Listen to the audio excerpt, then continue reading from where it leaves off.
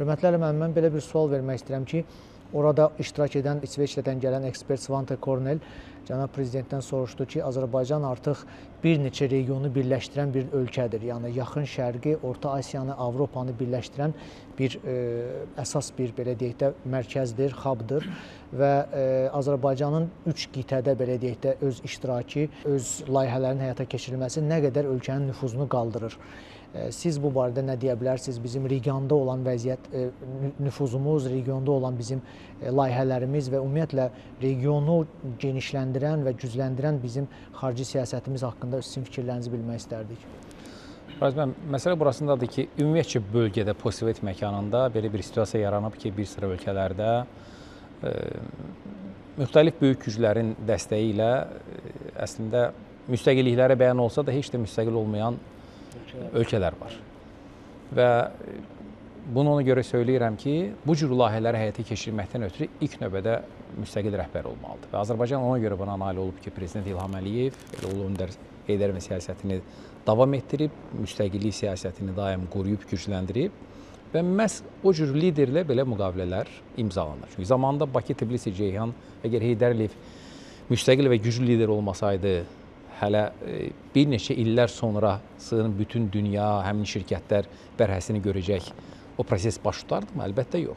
Sonraki proseslər də məhz buna görə baş verdi ki, Prezident İlham Əliyev müstəqil şəxsdir, güclü bir liderdir və həqiqətən də Azərbaycanı Yevrasiyanın, Cənubi Qafqazın ən inkişaf etmiş hesab edirəm ki, ölkələrindən birinə çevirdi və bütün maraqların kəsişdiyi bir ölkəyə çevirdi.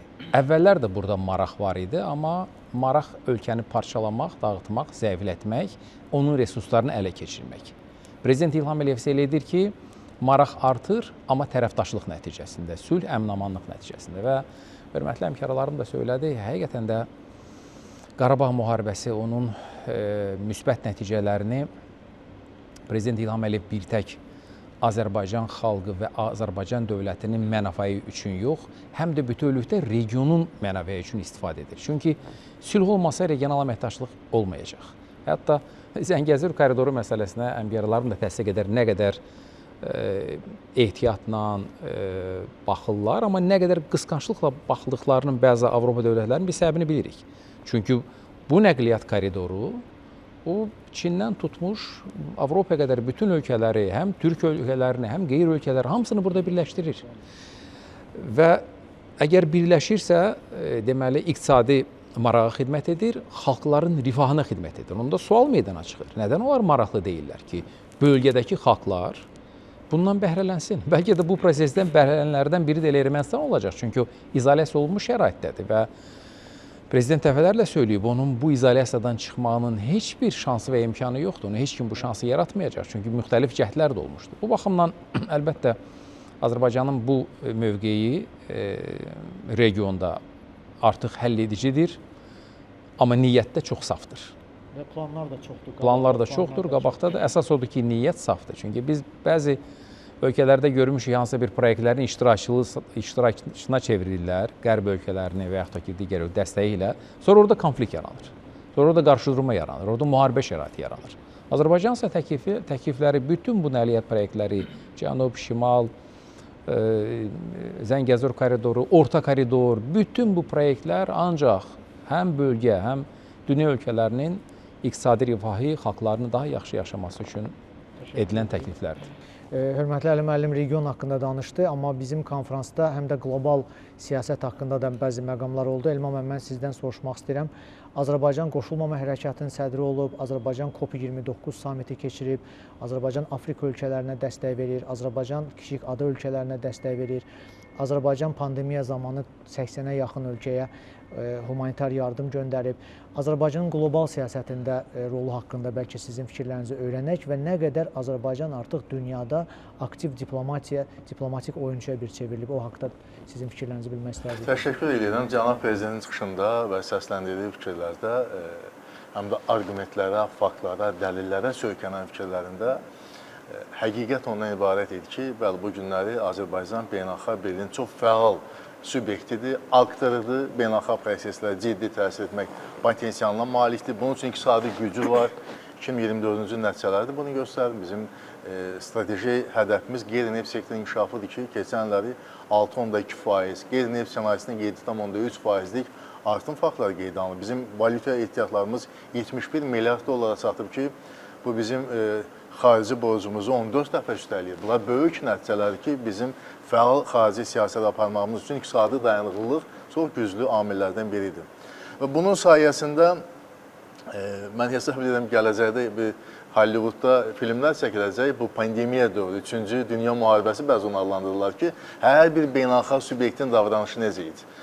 Və məlum oldu ki, Azərbaycan dövləti, onun rəhbəri və qoşulmama hərəkatının sədri olaraq Azərbaycan bütün dünyada bu bəlaya qarşı, COVID-19-a qarşı səylərin birləşdirilməsinə təşəbbüsü ilə çıxış etdi.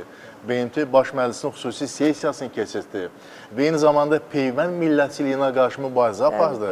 Kanada kimi bir dövlət gedib öz əhalisinə 3-4 dəfə çox peyvəndləri alırdı, amma pulu olmayan, ehtiyacı olan dövlətlərdə isə demək, ölümlə üzə qalırdı. Azərbaycan xalq səsini ucaltdı, öz mövqeyini ortaya qoydu və yeri gəlmişkən bu elə bir bəla idi ki, inanın ki, bunun öhdəsindən ağla gələn ilk versiya o idi ki, BMT Təhlükəsizlik Şurasının 5 daimi üzvü toplaşmalı, bu bəlaya qarşı mübarizə aparmalıdır. Yox, bu baş vermədi. Heç bir Təhlükəsizlik Şurasının daimi üzvlərinin səsi çıxmadı. Mövqe ortaya qoyan və konkret əməli məsələləri imza atan Azərbaycan dövləti oldu, onun rəhbəri oldu və qoşulmama hərəkatına sədrliyini yaratdığı imkanlardan da xeyli istifadə etdi və həm də bu təsadüfən olmadı. Qoşulmama hərəkatı çərçivəsində onun apardığı siyasət bu təşkilatın nüfuzunu qaldırmışdı. Bu təşkilat artıq beynəlxalq münasibətlər sistemində, beynəlxalq koordinatlar sistemində bir xüsusi çəkiyə malik olmuşdu. Bu Azərbaycan da haqq işini müdafiə edirdi. Eyni zamanda hesab edirəm ki, Azərbaycanın beynəlxalq aləmdə və qlobal məsələlərin tənzimlənməsində rolunu genişləndirən fundamental məsələlərdən də biri bugün üçün çox ciddi təhlükə mənbələrinə, sonra bu çağırışlara bizim bir reaksiya vermək qabiliyyətimizdir. Və siz Fariz müəllim haqlı olaraq bu ada dövlətləri ilə bağlı vəziyyəti diqqəti cəlb etdiniz və bu günləri nə qədər qərbə də səslənsə, bu günləri beynəlxalq hüququn yazan, BMT nizamnaməsinin formalaşmasında iştirak edən, haqdan, ədalətdən, demokratiyadan, hamıdan uca danışan Fransa dövləti neokolonializm siyasəti həyata keçirir. Macronun bu günləri siyasətinin mərkəzində məhz yeni müstəmləkəçilik siyasət dayanır. Nəzərə alsaq ki, Fransa nüvə dövlətidir, Təhlükəsizlik Şurasının daimi üzvlərindən biridir, Avropanın siyasi güc mərkəzidir.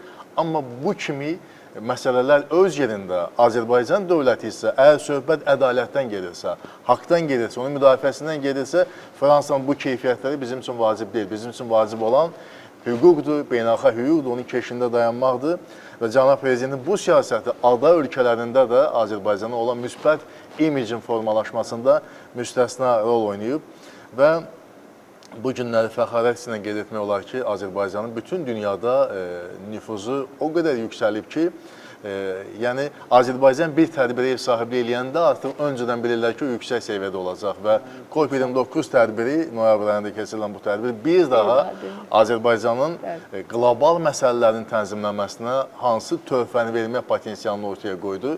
Başqalarının 2 ilə hazırlaşdığı tədbirə bir 10 ay ərzində Azərbaycan hazırlaşdı. Uğurlu nəticə, deməli, konkret qərarlar qəbul edildi ki, bunlar da doğrudan dövlətimizin gücünü göstərir və yekunda mövqeyimi sonuzlamaq istəyirəm ki, bütün bu uğurların kökündə bəli, həqiqətən də dayanır Ulu Öndər Heydər Əliyevin siyasəti və cənab İlham Əliyev dövlətimizin başçısı Heydər Əliyev siyasətini davam elətdirir. Amma Fariz müəllim, burada bir əlavə fikirdə söyləyeyim ki, sadəcə davam elətdirmir. O çox sürətlə dəyişən dünyamızın geosiyasi reallıqlarına adekvat olaraq davam elətdirir. Ona bir innovativlik gətirib, bir kreativlik gətirib və nəticələr də göz qabağındadır. Ən başlıcası öz sözləri cənab prezidentin, biz ən rahat yolu seçə bilərdik. O rol olur ki, böyük dövlətin, beynəlxalq təşkilatın qanalları arasına sığınırsa, amma o səni hifz eləyir. Amma bu dünyada heç nə havayı deyil. Hifz eləyirsə, deməli, hər hansısa bir avantüriya səni cəlb edə bilər. Biz çətin, məsuliyyətli, şərəfli yolu seçdik. Müstəqillik yolu, milli maraqlara söykənən yol. Tamamilə düzdür. Bizim xarici siyasətimiz milli maraqların üzərində qurulub və milli maraqların müdafiəsi məqsədi daşıyır. Mən sonda Jalə xanım yenə sözü sizə vermək istəyirəm. Cənab Prezident eyni zamanda regionumuzda silah belə deyək, yarışması barədə danışdı. Bilirik ki, həm Fransa, həm Hindistan, digər ölkələr indi Ermənistana silah dəstəyi verir və bir növ revanşist ideyalar ortaya çıxır. Regionda sülh bərqərar olması üçün hansı gözləntilərimiz var? Siz bu silah yarışmasına, silah dəstəyinə necə baxırsınız və sizin fikirlərinizi öyrənmək istərdik. Təşəkkür edirəm. Təbii ki, Cənab Prezidentin toxunduğu çox aktual və dünyanı düşündürən və narahat edən məsələlərin içərisində əlbəttə ki, silahlanma da var idi. Regiona davamlı olaraq belə deyim ki, pərdə arxasından və xüsusilə də Ermənistana silah təmini ilə bağlı idi ki, biz bunlardan xəbərdarıq. Biz bunların hər birini çox yaxşı bilirik. İstər münaqişə dövründə, istər müharibə dövründə, istər post-müharibə dövründə də bu silahlanma prosesi təəssüflər olsun ki, davam edir, dayanmır. Bu da Ermənistanın və onun havadarlarının yeni planlarından təbii ki, xəbər verir və bu planlar əlbəttə ki, sadəcə Azərbaycana qarşı yönəlməyib.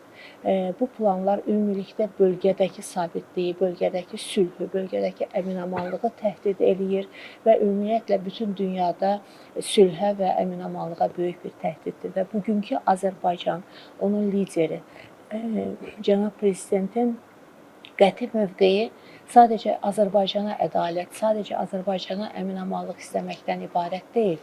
Biz bütün dünya üçün, bütün dünyaya sabitlik istəyirik, bütün dünyaya əmin-amanlıq istəyirik. Biz bütün dünyada müharibələrin bitməsini istəyirik və Prezidentimizin çıxışında, bu suallara cavabında, mövqeyində hər bir ölkə ilə ayrı-ayrılıqda münasibətlər, ölkələr arası, deyək ki, iki ölkə arası münasibətlərin hər biri ilə bağlı fikirləri çox açıq bir şəkildə bir mesajı verirdi dünyaya. Dünyada ədalət zəfər çalmalıdır, dünyada müharibə olmamalıdır, dünyada haqqı tapdalanan millətlər, ölkələr olmamalıdır və bunun da ən əsas yolu, ən əsas deyək ki, həll yolu əlbəttə ki, belə deyim ki, hər bir ölkənin, hər bir xalqın haqlarına haqq prizmasından yanaşmaqdır və ilk növbədə də silahlanmanın, bu pərakəndə silahlanmanın, gizli silahlanmanın qarşısının alınmasından ibarətdir ki, bununla da bağlı Cənab Prezident çox açıq fikirlərini söylədi, çox açıq mesajlarını söylədi və hətta Cənab Prezident 1923-cü ildə məqsədi olaraq qurulan Dağlıq Qarabağ Muxtar Vilayətinin tarixçəsini də qısaca olaraq qonaqlarımıza anlattı. Bu vilayətin yaradılmasını şuurlu olaraq, məqsədli olaraq bölgə üçün bir bomba, deyək ki, təsiri yarada biləcək bir, deyək ki, məkan olaraq qurulduğunu, bir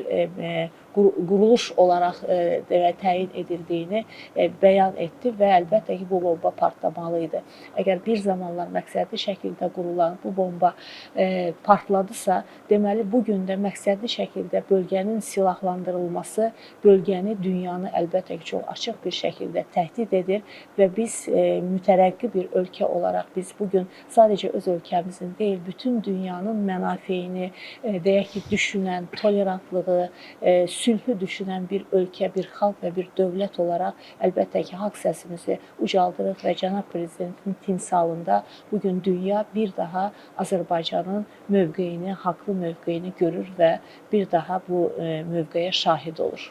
Təşəkkür edirəm Jalə xanım. Hörmətli həmkarlar, çox ətraflı müzakirə elədik və o konfransda, ADA Universitetində olan konfransda səsləndirilən fikirlər, tezislər, biz onları müzakirə etdik.